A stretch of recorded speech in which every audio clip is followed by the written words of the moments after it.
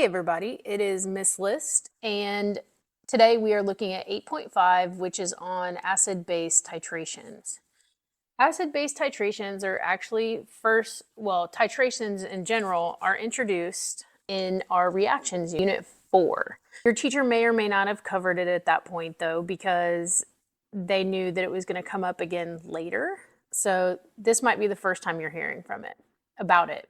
So an acid-base reaction can be carried out under controlled conditions, and this is based on a lab technique called a titration. And over here on the right, we have a general titration setup. The titrant is what is in the burette, and there's a little valve here that allows us to control how much of the titrant we add. The titrant has a known molarity. And then what we do is we add a little bit of a time to our analyte, and our analyte is usually the unknown, the thing that we're trying to figure out its molarity of.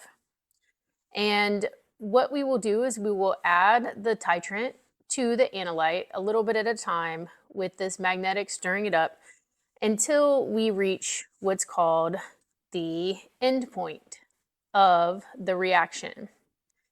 The end point is usually monitored by either the pH, if you have a pH meter, or sometimes we use an indicator that can be used to show when the reaction has reached the end point.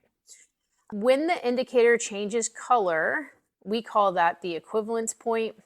And the equivalence point is where moles of the acid equal moles of the base. And you can also think of this as moles of the titrant equal moles of the analyte. And that's a super important marker for us because it gives us information, and we can use stoichiometry to figure out what that unknown molarity is, the whole point of this lab technique. So a titration curve is the graph that we would create by doing one of these titration experiments. If you have access to a pH meter, you would measure the pH as a change in pH versus the volume, and here it says of base added. This is going to be whatever your titrant is. So this is our known molarity. The red line represents a strong acid, strong base titration. And for a strong acid, strong base titration, the pH at the equivalence point will always be 7. And that is only if you have strong, strong. The dashed line is the situation that we are typically going to experience, and that is a weak acid plus a strong base. So our weak acid is our unknown, our strong base would be our titrant.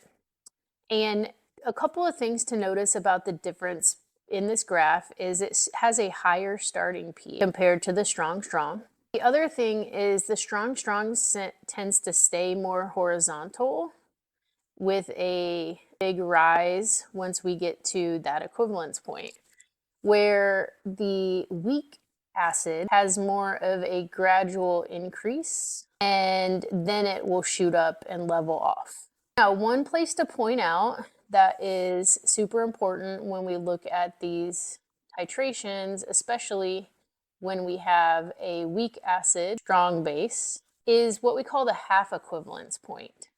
So the equivalence point is going to be halfway where it shoots up, and we would see whatever that pH is. Here, that pH tends to be around 9. The half equivalence point would then correspond to about 4.5. And the reason that this is super important is because of this right here. The pKa is equal to the pH at the half equivalence point. If we know the pKa, then we can get to the Ka. And so that is one thing that is super important as we look at these titration curves, in knowing that when you have a weak acid plus a strong base, that pKa is going to be equal to the half equivalence point. Half equivalence point isn't super important for strong because that's going to be completely a neutralization reaction, whereas we've learned from our previous examples that when you have a strong acid or a weak acid plus a strong base, that the pH at the equivalence point is not going to be neutral. Here is an example of a acid as our titrant. So again, we've got our acid as a titrant, and we would be dripping that acid into a basic solution. So here, again, we have pH being super high because initially all we have is base. Similarly to our first titration curve that we looked for a strong acid, strong base, we're looking at that blue line. The equivalence point is going to be at 7. Again, that's a complete neutralization. However, when you have a weak base plus a strong acid, there's a few things that we might notice. And one of those is that the slope of these lines aren't very similar. The strong stays more horizontal. The pH at the equivalence point is not going to be at 7. It's actually going to be less than 7.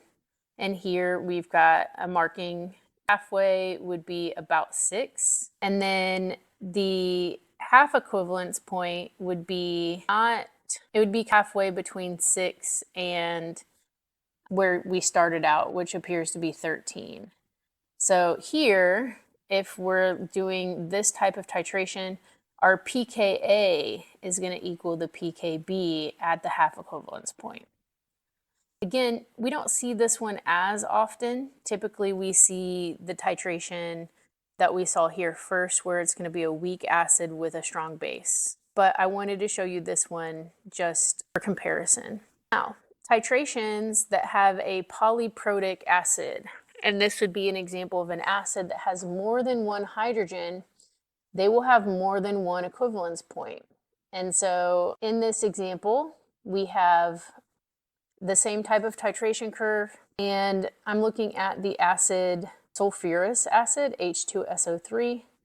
You're going to have a first equivalence point to lose the first hydrogen, and so that's what's depicted here on the graph, the first equivalence point.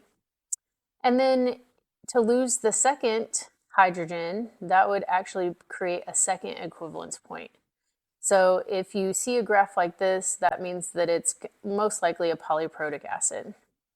An example for H3PO4, phosphoric acid, it would be losing 3 hydrogens, so we would expect 3 equivalence points if we were doing a titration with that acid. So the idea with polyprotic acids is that you're going to have an equivalence point for each acid that's lost, each hydrogen that's lost.